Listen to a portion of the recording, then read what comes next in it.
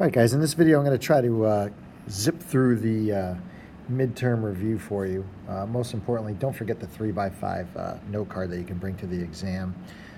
In the beginning part of the review, you'll notice that there are a bunch of concepts here that we are basically highlighting that will be on the exam. So make sure you know how to deal with all that stuff, and anything you might want to leave some notes for yourself on. That's what the 3x5 note card's for. Formula is probably the number one thing that I would add to my card. So any of these forms of quadratics that you're not sure about, like where the vertex is, the axis of symmetry, y-intercept, all that stuff, especially x-intercepts and the quadratic formula, you might want to put down there.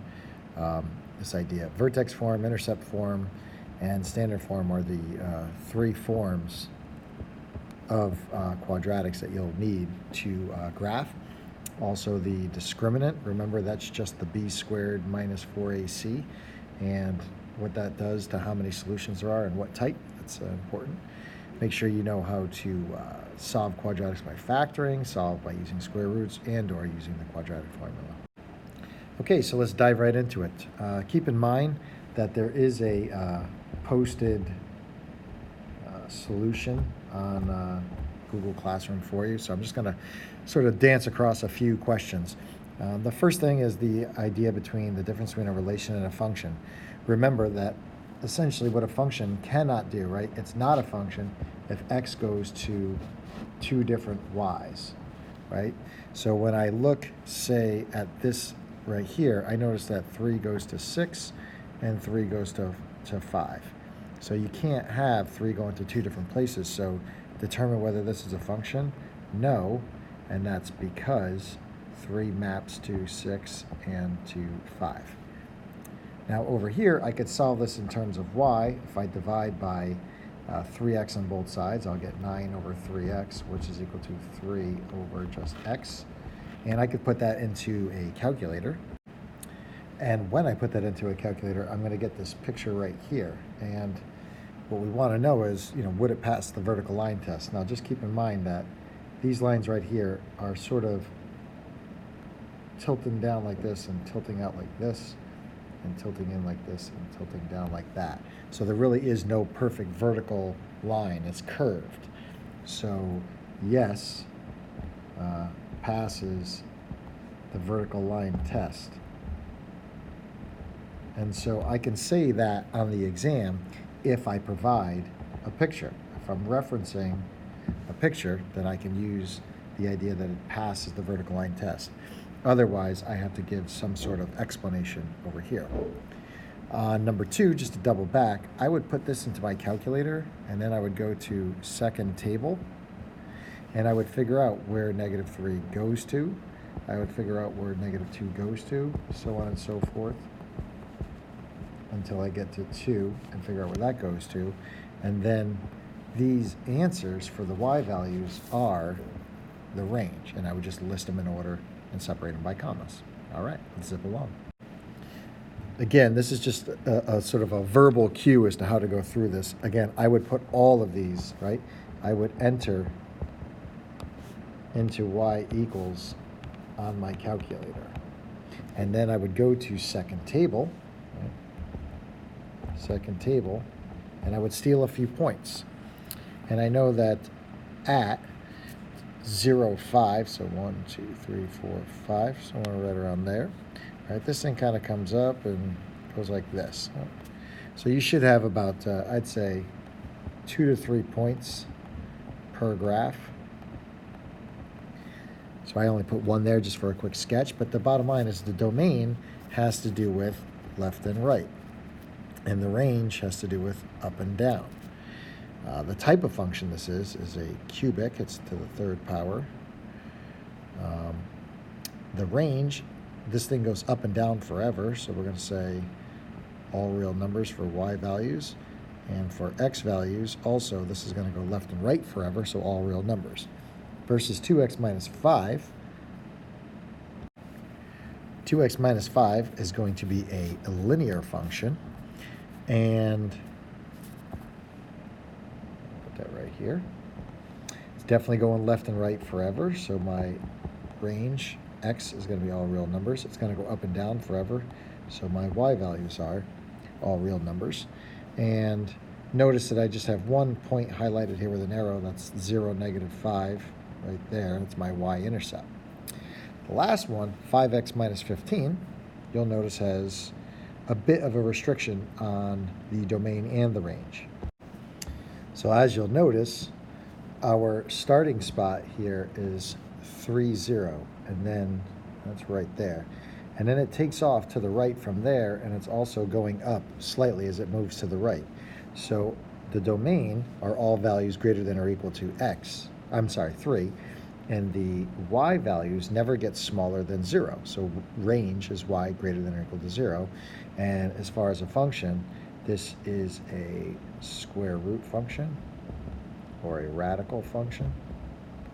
My only mistake here is this is supposed to be linear and this is supposed to be cubic. I was answering as to whether or not they are a function. Obviously sketch the function, of course they are a function.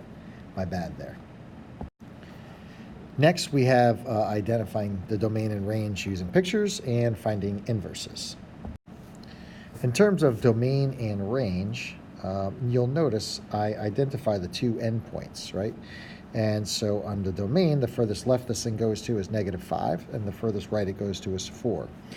It's an open circle on the -5, so it doesn't quite get there, so that's a strictly greater than, right?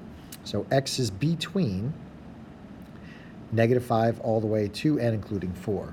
On the range, y goes as low as -1, so the -1 is on the left side because that's the smallest value, and it gets there, so it's equal to. Over here, it doesn't quite make it to +4, so that's a strictly less than. On the next picture, it's slightly different information. I need all 3 points to properly move through this, and what I see is that it goes as far left as -3 and as far right, as +3. So that's our domain, from -3 all the way to +3, and x is between those two values. It is an open circle over here, so that's a strictly less than on the 3. On the y values, it's going to go as high as 7 and as low as -5. The -2 is irrelevant for the range. So as low as -5, as high as +7, so y is between those two values. It doesn't get to the -5, that's an open circle, so that's a strictly greater or less than symbol. And then it does hit the 7, it goes through it, so that's less than or equal to. On the last one over here, this is discrete data. So I'm going to list out all my x values. As you'll notice up here, I wrote all the coordinate pairs. I list all the x values here, and then I list all the y values minus the repeats. I don't list the repeats, right? No repeats. As far as finding inverses algebraically, what we're going to do, as you'll notice, or as you remember, you'll take that was y equals 3x plus 9, and you're going to switch your x and your y's, and then resolve this in terms of y. All right, when you're done, go back into your table, right, and use second table on the calc, right? Enter the original into y1, enter your inverse into y2, and when you go to second table, you should see the values getting delivered back to the original piece. So say in the first one, for y equals 3x plus 9, take the value of 3. So you say, well, y is equal to 3 times 3 plus 9. So it'd be 9 plus 9 is 18. So y is equal to 18. When you put that into your inverse and you say 18 minus 9 divided by 3, that's 9 over 3, gets us back to a y2 value equal to 3. So 3 went to 18 in the first one, and 18 gets mapped back to 3 in the second one. That's how I know I have the proper inverse. Here's all the work for B. And C, I didn't do. I just noticed kind of a brain failure. I'll do that one live here. Okay, so first things first, I wrote the function instead of f of x, I put y, because that's f of x is fancy for y. So y equals x squared minus 8. I switched my x's and y, and now I'm going to solve for y. So I'm going to add 8 to both sides. Gets us y squared. Take the square root of both sides. That gets us an answer of y is equal to the square root of x plus 8. And that is our inverse function. So we'll say f prime of x is equal to square root of x plus 8. And you should be able to put the original function into y1 and the inverse and track a couple coordinates to see that it does indeed lead back to the beginning. Graphically, are the inverses? They should be symmetrical about the y equals x line. So here's the two corners. So if I connect these corners, do these two lines look like they are reflecting across that line? The answer is no. Also, you can take a look right here. That's 2, 0. And so 2, 0 should be 0, 2 on the other one. And this is 0, 4. So they're not reflective pieces of each other. There's no 0, 2 anywhere on this line. So there's a negative 2, 0, but that's not what we're looking for. So this one's not an inverse. Over here, pick a point. So 1/3 x. So if I take y equals 1/3 of, say, something that plays with 1/3 nicely, like 3, I would get 1 minus 8 is equal to negative 7. Now if I put y equals 3 times negative 7 into my second function, or the possible inverse function, does it bring me back to 3? So y equals 3 times 1, which is 3. So 3 goes to negative 7, negative 7 goes to 3. So I think this is, yes, it's an inverse. And then my last one over here, I have negative 1 goes to 1, 1 goes to negative 1, check. 0 goes to 2, 2 goes to 0, check. 1 goes to 3, 3 goes to 1, check. 2 goes to 4, I don't see 4, so I'm going to say not inverses. Now if you graph these, it does work out if you were to connect all the dots and make a line, but for this set right here, I would say strictly no, it's not an inverse. Next are the pictures here is the inverse of function. So this is a function that passes the vertical line test. The horizontal line test, right? Horizontal line test is the test for, is the inverse of a function of itself. So just for the record, it kind of opens like that, not precisely. It should be. So there's the sort of quickie version of the inverse. It fails the vertical line test. But the question is, could we have done that without drawing the inverse? And the answer is yes, right? If I draw a horizontal line and it hits twice, then that fails. So is the inverse of function here? No. Horizontal line test here passes, so this is yes, the inverse of this function, right? So not that picture itself, right? That function is a function, but its inverse is also a function. Versus over here, its inverse is not a function. So is the inverse is a function? Over here, no. Over here, yes, but just keep in mind what we are looking at. This is the actual function, not its inverse. This is the actual function, not its inverse. So we're talking about the inverses without even seeing them. Here, just kind of running through it a little quickly.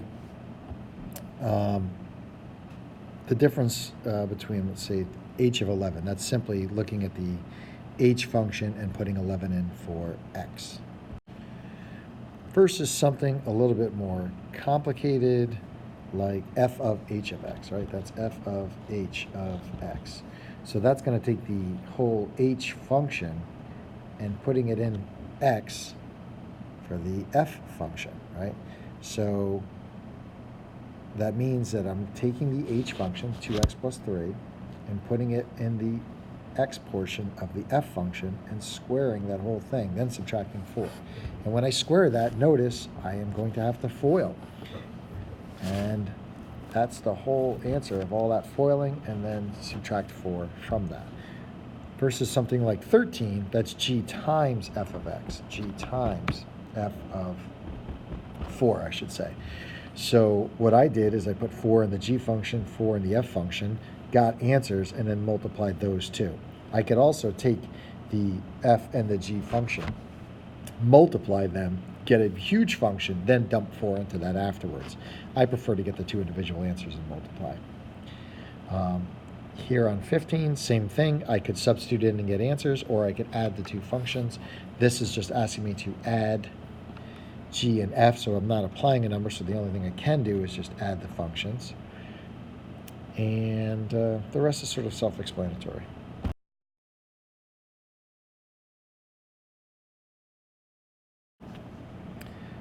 When we get to solving quadratics, this is where it gets a little tricky for some. The first one says to use the square root method. And when you're using the square root method, you have to isolate the squared term, right? So whatever is squared, get it by itself. So it looks like we got squares on both sides here to start. So what I did is I subtracted the 2x squared from both sides, subtracted the 12 from both sides. I got x squared equals 49. Squared term's isolated. I take the square root and I get plus or minus 7. Over here, I'm going to subtract 26 first, then I'm going to divide by 4, and I get a negative 64, so there's no real solution but 2 imaginary. On the factoring, this is self-explanatory in the posted review on Google Classroom. Over here, the most important term is to get it solved in terms of 0 first, and then use the box method or guess and check. I'm a guess and check, trial and error kind of guy. And then you take your two sets of factors and set them equal to 0 to arrive at these two solutions. Solving via the quadratic formula. Again, we've just been doing a lot of this. This one's already set equal to 0. This one's not. I had to get it equal to 0. Then notice I list my A, B, and C. I list my A, B, and C separately. This one works out to be nice. Why? There's two rational solutions because the discriminant, right? The discriminant is equal to 25, which means I'm going to have two rational solutions, and here they are. Over here, the discriminant is negative, so there are two imaginary solutions, no real solutions. Graphing in standard form, the key piece is that the x value of my vertex is at the opposite of b all over 2a. That's there in the review key. And to get my x-intercepts, I'm going to, right here and here, I'm going to use my quadratic formula, as you can see down here. And that's 6 plus or minus 5.1. So I'm going to get 0.90 and 11.10 for my x-intercepts. My y-intercept, once I have this thing set equal to 0, which it is just simply 0.5, as I've noted. I've changed my y-scale to 2. I have a nice vertex of 6, negative 13, right? So this yields me an answer of 6. I put that back into my calculator and go to second table to get the value of negative 13. This opens up because my 1/2 is positive, and that's everything on that one. Now we have our intercept form, right? So this form shows me my intercepts, so I use my zero product property. I set x plus 6 equal to 0, 2x minus 8 equals to 0. I solve those, I get negative 6 and positive 4, so those are my x-intercepts. My vertex must be halfway between the two, so the average of negative 6 plus 4 divided by 2, which I showed you over here, that's negative 1.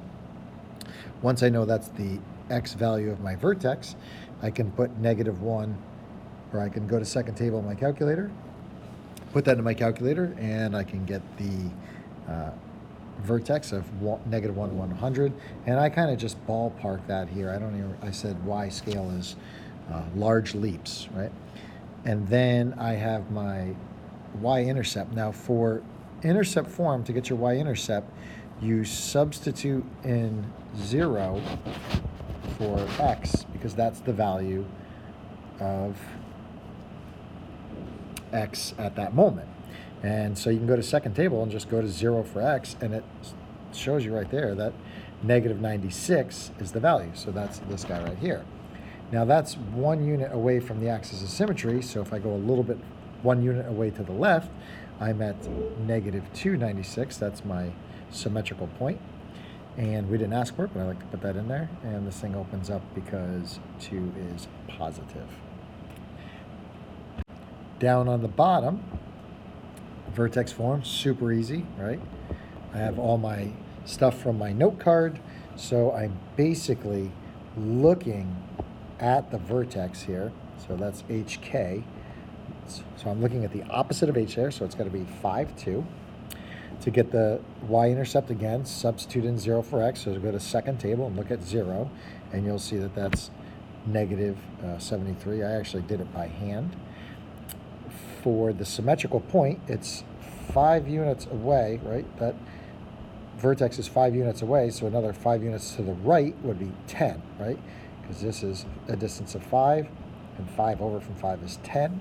Go to my second table, and I'll see that that's also negative 73. And then for my x-intercepts, I could use second trace on my calculator, which is how I chose to do that one. Or you can square that term, right? And it gets to be very difficult, right? But you're going to have to do negative 3 x minus 5 times x minus 5 minus 2. You're going to have to square that binomial first, then distribute negative 3 into that big long mess, and then after that subtract 2, and then use the quadratic formula. That's huge. I'd rather just use second calculate and then go to zeros on my calculator, which you're allowed to do. The last thing I want to highlight here is just the fact that you can do this quadratic word problem, no problem. The first thing I do is I just take this and I chuck it into my calculator and I find the vertex. Opposite of b over 2a doesn't work out too nicely. But I get a vertex up there. It would be helpful to find my two intercepts using the quadratic formula, which I do right here. Right, these are big numbers to work with, but second calculate is an easier way to fly. I have my y-intercept right here, and then once I have all those points, answers to the questions are easy, right? I sketch my graph. What's the maximum profit? Profit is my y, so that's just the y value of the vertex, $3,037.50. What's the cost of the gallon of gas at that point? Well, that's right there. The cost of the gallon is $1.15. What's the minimum price to break even, right, or earn a profit, so which is just above the break even. So if dollars are my y, here's where I'm making no dollars. Up here is profit. So it's after this moment on the y value, or I'm sorry, on the x value, and just before that, right? So in between those two values. So the smallest point, price point would be 70 cents. So x has to be more than 70 cents because that moment is 70 cents, comma 0, profit of 0.